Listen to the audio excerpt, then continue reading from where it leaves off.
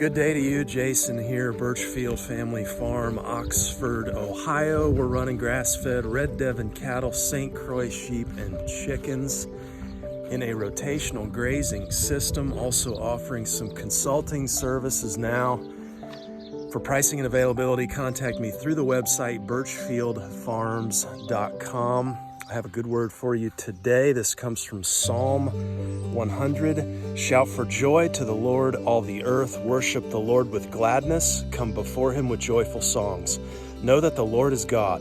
It is he who made us, and we are his. We are his people, the sheep of his pasture.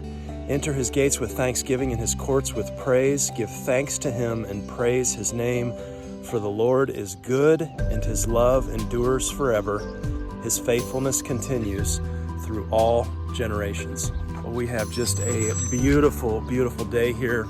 We've had a string of days that have been exceptionally warm, up above 80 degrees here in late April, and pretty unusual. The soil temp right now of about 63. We didn't hit 60. I think the past 2 years it was May 1 before we hit 60 and really started our rotation. But we're already into it. Started Monday with cattle on the paddocks here. We're gonna go back visit them. We are hot and heavy into lambing though, and I wanna take you out there and show you what's going on. Talk through lambing season here, maybe about midway through with the ewes, almost 20 lambs on the ground. So we'll go back there and take a look at them as well. Let's get out here and get going. Okay, here we go on cattle here. Paddock 2 coming off of that. On to 3. Good golly, Miss Molly, look at this stuff. Oh, we have arrived on the farm. Just a wonderful, wonderful time of year. Come on, cows. Come on, let's do a move. I tell you, I remember getting into this in late April last year. Got these locust trees, walnut tree back here. And that's primarily our shade during the grazing season, but there's no leaves on any of this stuff yet. And we pop up above 80 degrees, and here we go. Start to see some heads bobbing, a little bit of slobber, and just a little bit of heat stress. Look at that calf. That's a January calf there, belongs to M. And you see the hair coat starting to come off, rubbing on the trees and such. But man, look at that calf. Little heifer there. Couple other calves running around in there. Bull calf farthest from us, and another heifer. We had 3 this year, January and February. We got the bulls pulled off over there on that overwintering paddock. Still keeping the bulls and the rams there. Sheep are way out on the windmill pasture. We'll go back there and take a look at lambs. But trying to get this thing to where we're calving in May. All those inputs in January and February, you know, putting out a little bit of alfalfa pellet. You know, we are grass fed, and you know, you can do molasses on the hay and stretch it, but man, everything gets so expensive. And you know, you can do all that right here on the cool season pastures when those come in the spring, and that's the way I want to do it. So trying to keep the bull off. You may hear him over there. He snorting and making all his noises for the ladies, squealing and whatever else, letting them know he's over there. So we're gonna try and keep him pulled off, and it has worked so far. Looking at this pasture here, looking real good. A lot of clover in here. See the dandelions coming on. That's just fine with me. Some of this, what's interesting is this chicory here. This is chicory we left from last season, and you know, this did not get mowed last year, and this chicory is a natural anthelmintic for sheep, and the sheep will come through and eat the leaves off of it, and the stems kind of stay. But I love leaving the stems.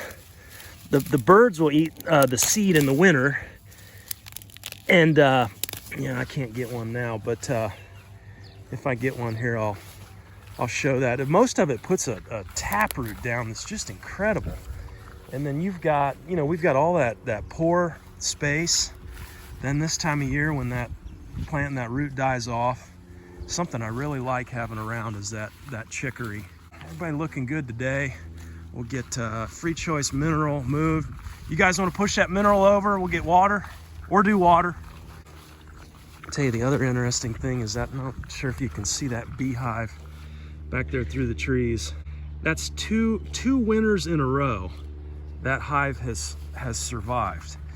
Let's walk back there. I refuse to treat for mites. I refuse to put miticide in my hives when I'm going to feed the honey to my family. I'm not doing it. And I think, I don't want to plant the flag too early, but possibly we have a strain here that is mite resistant. They've made it through 2 winters, and yeah, look at them. And no oxalic acid or whatever it's called, no miticide, no nothing. 2 winters in a row. I'm pretty encouraged by that. We'll see how they do. Looking over a few of these pats here, is just about perfect as we move water here. Man, that's a nice one by that mineral. Look at that little divot in the top, just perfect. And again, just getting back to those cool season grasses, you know, that fescue coming on here. And you know, we've sent this off and had our haylage tested that we make, and you know what you're doing there is locking in those the good stuff, protein and energy, you know, and fermenting this stuff, and we do that here. But this cool season pasture has everything we need and more. Look at her. Man, she's nice looking, huh? All grass in that animal. And here's my little bull calf here. He's doing well too. There's mama. Slicking off. Our water system comes up a lot on our consulting sessions with folks. It's just an old mineral tub here, okay, and a Rojo float valve. And then we snap into a quick coupler. There's a riser there that just snaps in. All fittings from PowerFlex. Greg Judy kind of made all this famous or whatever, but a couple tanks in the loft of that barn there, and just gives us 4 to 5 psi. I've got shallow buried lines, and again, everybody starts somewhere, and we started with garden hoses, running those out here. What we discovered is the garden hoses heat up, and so I wanted just a shallow buried system, and did everything by hand with a Wilton thin line trencher. Was not hard. Well, if you do it in the right season, right? Yeah. If you know, you don't want to come out here when it's dry. You want springtime, that Wilton spade goes through the sod like butter, knife through butter. So pretty easy to run. But we got those hookups all over these paddocks here. We just stub into those, and we did our permanent electric fencing. So really, when we move, I mean, you saw how long it took here today. It's about a 10-minute deal. I guess we do still need to roll that mineral over. Only time we really need a tractor, I've got that mineral on wheels, is when we get to the end of the paddocks, and then we're going to come back to the beginning. We're not going to pull that by hand. We'll hook it up to a machine and bring it back to the first paddock. But otherwise, we can just kind of, with that mineral up on wheels, just kind of push it paddock to paddock as we go. And you know, I know a lot of folks use poly wire, and you're going to build your paddocks each time, and you can do that. And the advantage there is you can use whatever size you want, you know, when you're making paddocks. I wanted something where, let's set up the paddocks permanently so that every day during the grazing season, I don't have a bunch of labor, right? I'm just opening a gate, which, by the way, on these gates, I would have done this differently. Sink a wood post, don't use these metal T-posts. Couple reasons for that. Metal grounds out, but it also, you can see where it's leaning. You know, and as you tension these wires over time, the green posts start to lean. They lean more than a wood post. And also, I've wanted to get the chicken tractor through here before, and chicken tractor's 10 feet wide, and I've got to take down wires to get that chicken tractor through. So I would have made these gates probably 10 to 12 feet wide, and I would have used a wood post. Just a couple things looking back I would have done differently. Pretty view there, huh? Anyhow, cattle got everything they need today and more. Let's head back and check in on sheep and lambing. Somebody was asking me about this mineral, the wheel kit on this mineral. You can pay through Free Choice and get their wheel kit. I just did my own, and I put a couple 2x4s on here and just screwed them to the bottom. And then those are zero turn mower tires, so they're not air filled, so nothing's going flat there. They got a Zerk fitting on them and keep them greased, but then I just ordered a rod and went through those 2x4s, and then there's a collar there. And I put a collar on each side, I believe. Yeah, see it there, just to kind of keep that wheel from rubbing on the wood. And I tell you, it works out great. It's much, much better, easier to pull than the wood skids there. But if I had it to do differently, I'd probably, or if I had it to do again, I'd probably find a way. If you could find a way to make that front axle pivot just a little bit, so because when you turn, it's just kind of ripping sod a little bit. No big deal. I mean, it holds up, and gosh, I don't know. It's been, I don't know, over a year, I think we've had that on there. If I can find the link, I'll link to those zero turn mower tires. That was just an Amazon job there, and then I just got the rod and the collars online. But I'll link to those tires if I remember. Okay, working our way out here to lambs and sheep here on the way. It's the sheep water. And again, we've got it connected back there to a hookup right on the corner of the paddocks there. These float valves here, one thing we learned is Joby valves. Those work out really well. But we started out using one with the solid plastic arm, and we'd mount that more at the top and it would shut off. And it worked for a time until the animals started messing with it and they'd break off of that plastic float. And so we went to these string deals, and this just comes up and it'll shut off that Joby valve. JobyValves.com, I think. But you can get those Amazon or anywhere. But get the one with the string. That seems to work out better. Only thing I don't like is that string kind of comes out of adjustment periodically, so I think some kind of a stainless steel chain hooked on there would probably be bulletproof. We'll do that maybe this season. But the other thing I love about our water system, only 4 to 5 psi, but I can have like 5-6 different groups of animals hooked up to this thing, and they're getting water all at the same time. No pump, no nothing, just the elevated tanks there in the barn. And man, that's handy. You know, we're not out here watering animals. I've got the layers are out on the other side of that barn there. We got a hook up there, so the layers are on. The cattle are getting water. The sheep got this water here. Everything's automatic, and we're not hauling any water. And man, hauling water gets old. And if you can you know, design and implement a system where you're not having to do that, that's just one less thing you got to do. And no pump to go out, just gravity, and everything has worked pretty well. But again, the advantage there is having multiple hookups. Like when we do our broilers, we'll have our broilers hooked up, a 5-gallon bucket with a float. All you need is a float on your watering points to where it automatically shuts off and then fills again as they drink down. And anyhow, man, is that a view or what? Sheep on the hillside here.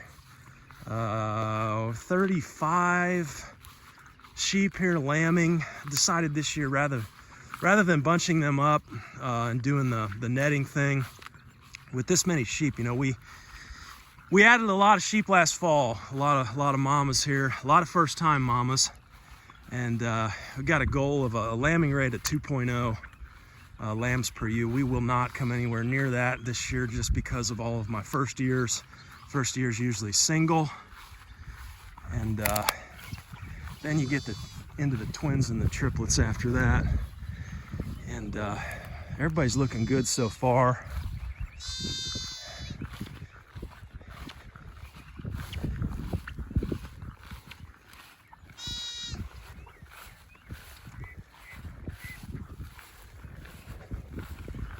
Hey, sweetie, you looking for mama? Is she out here? Yeah?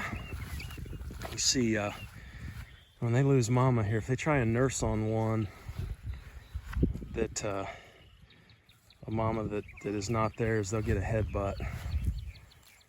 And that's pretty pretty funny to watch all the social interactions and the hierarchy and everything going on. But eventually Mama will call back and she'll come get them, and they nurse and all is well.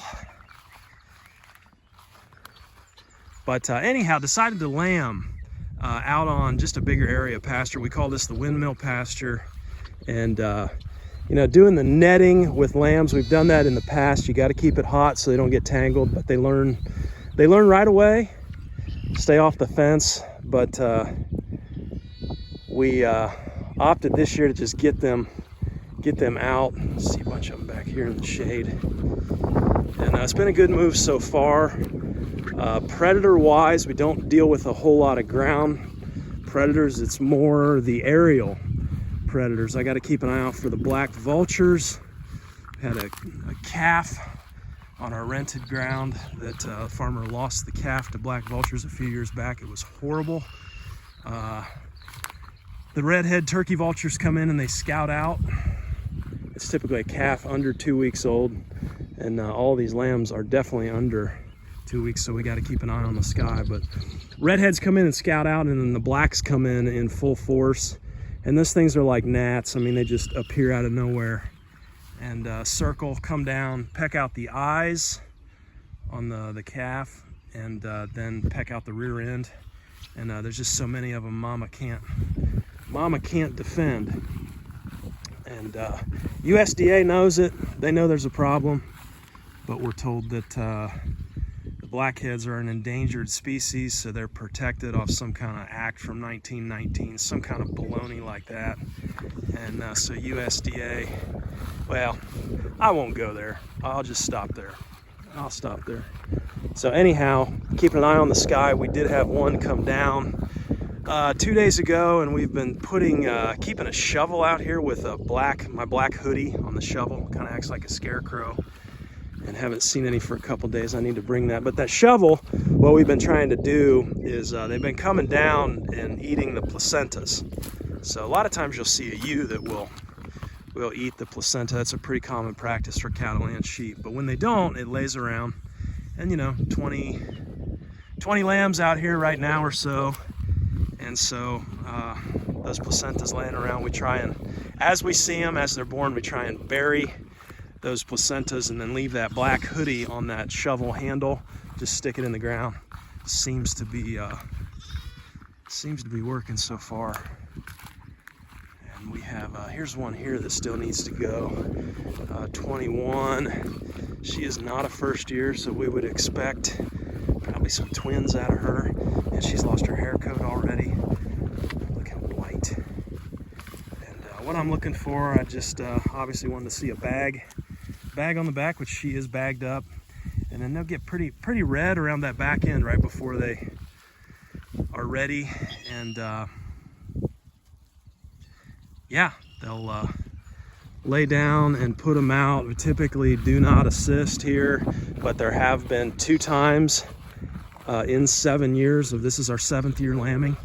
There have been 2 times where I needed to assist, and both of those have been either just a malformed lamb that didn't make it, or a stillborn. And it's almost like, and this is anecdotal, so take it with a grain of salt, but from what I can see and tell, it's almost like when you've got a lamb in utero that's not alive, it's like it can't really get into position.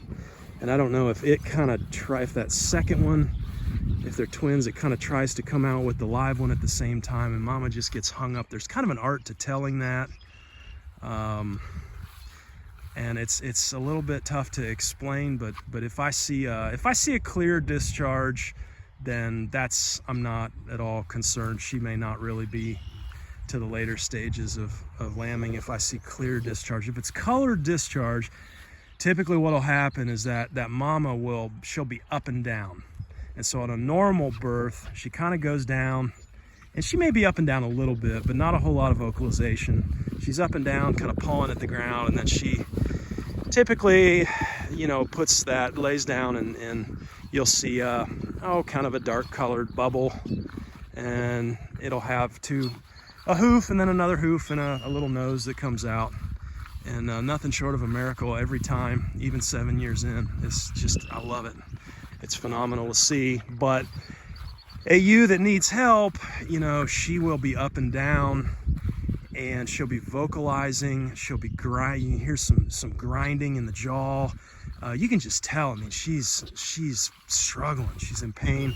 And my rule is I need to see progress every 20 to 30 minutes. I want to see something new.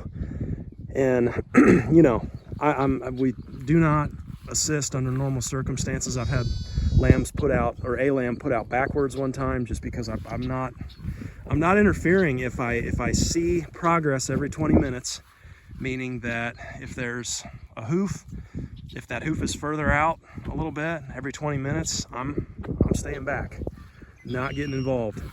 Let them do what they do. Yeah, so on a lamb that needs assistance, she'll be up and down, and you'll see that colored discharge. And you know, I think I gave this one this year. This was one of the two this year, actually.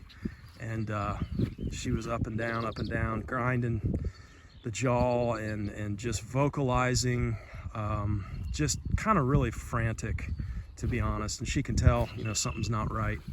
And so we got her down, and always keep some OB gloves around, something called Super Lube from Premier One, and gotta go in.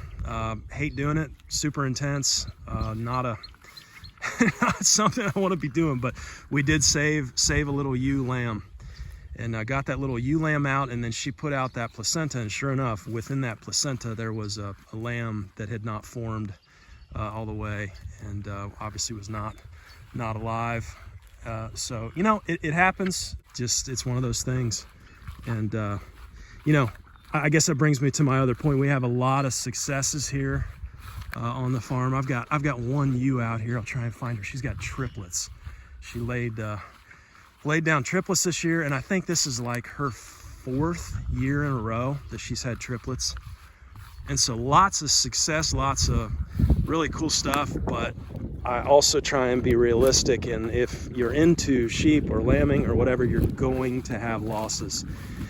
It's just the way it is. You know, not everybody is of a quality to be registered, and that's just the way nature is. Yeah, I think she's back this way. Yeah, they're hiding under the tree here. There she is. Look at her back there with those 3 in the shade. She is what is she, 7 years old, I think, this April, and incredible milk bag. There is, like I say, I think this is the 4th year maybe that she's thrown triplets. There was one year she threw, there's 2 ewes and a ram here that she threw this year, but there was one year she threw all triplet rams, and she raised them up unassisted on grass alone. And we took their wean weights, and their wean weights were over 100 pounds, those triplet rams. And just, I mean, to be able to do that on all grass, I mean, that's what we're looking for. I always tell folks on the first years, though, there's a lot of expectation that goes into first year sheep, and that really has been the wild card. First years, you just never know what's going to happen with the first year ewe. This year we've had twins out of a first year, which is phenomenal. Typically you'll see a single, but you know, I do not make, and not everybody will agree with this, I do not make culling decisions based on performance of first year ewe, simply because I've seen I've kind of seen what happens, and that one that I just showed you with triplets, she had twin stillborns that first year, and if I would have called her, oh my goodness, the productivity that we've seen out of her, you know, over the years since then has just been incredible. And so, you know, I think what's going on with first year ewes, especially if you're grass fed, they're just not growing as quick as if you're doing grain. And on the grass-fed side, you know, what you're doing is you're asking a ewe lamb, if she's under a year, she's a lamb. So you're asking her to breed at 7 months and then lamb at a year. You're asking a lamb to make lambs. And I think what we get wrong is the nutritional requirements required, what's required to do that, to successfully have a growing lamb make a lamb or lambs. Quite a bit that's required there on the nutrition side. But when they hit 2 years old, they need to be in full production for us, and that's just the way we do things here with being grass fed. So we'll walk around and see if we can see anybody else coming into labor here. Okay, not seeing anybody else in labor here this morning. One of the other things that we'll deal with on first years that we've noticed is like these two over here chilling out. It's sometimes the ewe, because it's first time, she'll throw a lamb, and like we had one this year that threw a lamb, and it was because I don't interfere, it took a while for her to put this lamb out. And when they're birthing, not to get too graphic here, but you'll see that the hooves, 2 hooves and then a nose come out. That's the normal presentation. And really it's kind of around the eye sockets where it's like, okay, they gotta get that head out, and then typically after that you'll see them stand up, and the lamb kind of falls out typically, and all is well when that happens usually. But sometimes that first year mama, especially when she has a traumatic birth and it takes a while, and she won't reject the lamb. And that's something I want to say too. We've never had a lamb rejected. Never had a mama reject a lamb here in 7 years of doing this. And that just speaks to the maternal abilities of St Croix. Very, very good on the maternal side. Yeah, see that ewe kind of shooing that one away. It doesn't belong to it. But anyway, sometimes you'll need, she won't reject it, but she just doesn't, it's like she doesn't know what's going on. And so what we'll do in that circumstance is we'll do something, we'll jug them. Okay, and that just means, what we like to do is just get 6 pallets, and you're going to do a pallet on each end, and then 2 pallets on one side and 2 pallets on the other. Just a single screw in the top of those pallets to hold them together, and then put mama with lamb in that pen. Obviously, don't put them out in the baking hot. So, find a spot in the shade or something like that. And put some water in there for mama, some grass, some hay. Make sure she's got all she needs in there. And then what's going to happen is that lamb is going to get so vigorous and so hungry that she is just going to wear mama out. But what typically happens in that time is lamb will bond with mama then. She kind of figures out what's going on. Just keeping them in close proximity is what's needed there. And we had one first time mama we had to do that with this year. And I don't know, I guess when you hear me talk about difficulties or struggles, just know that's not the majority of cases. Kind of like pulling 2 in 7 years. That's not the majority of what happens here. But occasionally, you have to deal with that as a shepherd. And just the way it is. But that's one thing we kind of discovered. The pallets, obviously cheap, you can get them for free, and just keep a few of those around and jug when you need to. Having a few kids running around to help you run a mama into an area like that's helpful too. Ask me how I know. Okay, so you can see these two here. This mama here's a first year with twins. She's been pretty good with her ram, but this ewe kind of keeps getting away, and you can hear them calling to each other. She's calling, this one's calling, and we do take weights on our lambs as well, and I don't do it with a little chintzy field scale or whatever. No thanks. We take them into that open barn up there, and I use a real vet scale, and we get a weight down to the 10 per pound. Can't you hear mama over there? She's calling to you.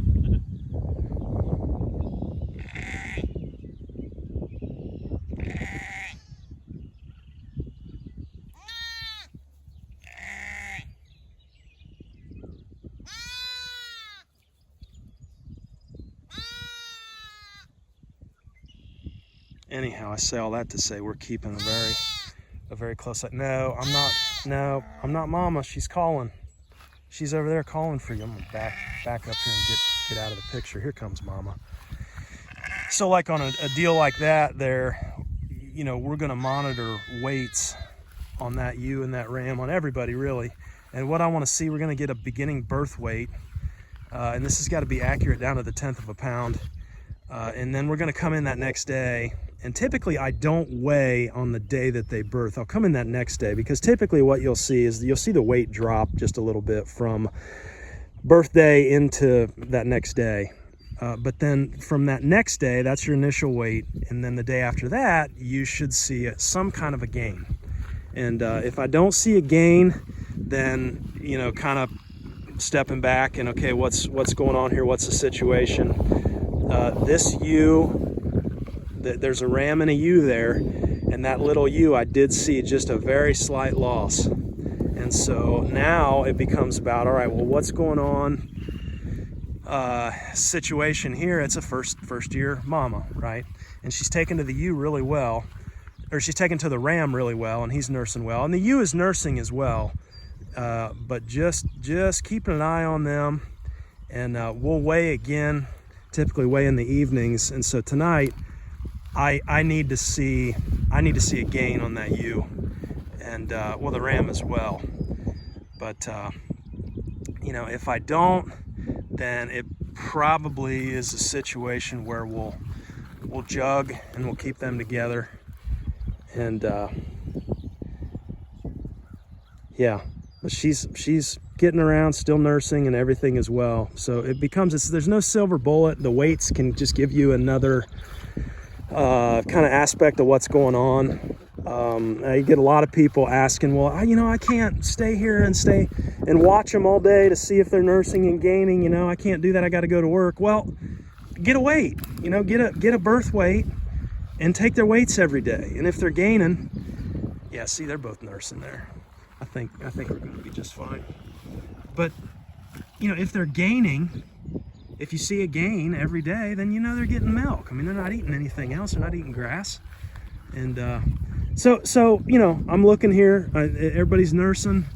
You know, Mama, she was calling, and all looks well. But I need to see a gain. I need to see a gain today to kind of complete the picture, and then otherwise, you know, putting them together and keeping them in more of a close quarters. Could be a fit on those first years. So, well, look at that one there. I think he's about a week old. Good looking guy. Oh yeah, all is well. All is well out in the pasture here. I think we maybe about halfway through. If you're on our waiting list for lambs, you expect a communication from us sometime in May here. We'll reach out and kind of need to know my supply before I know who I can provide lambs to. But we're continuing to populate that waiting list. We got people on the list for next year already. Crazy, but pretty good list on the demand side here, and that's what we want. So if you're interested, I always tell people, you know, hop on the list. You never know what might happen, and keep track of all that, and we'll be in touch with you if you're on the list. We'll let you know. So thanks for following along. Thanks for hanging with us. This is 21 here. She should go probably today or tomorrow. Yeah, she's getting there. We'll keep you in the loop. Thanks for shepherding with us here for a while today. We'll talk to you next time. Be at peace. Be blessed. Take care.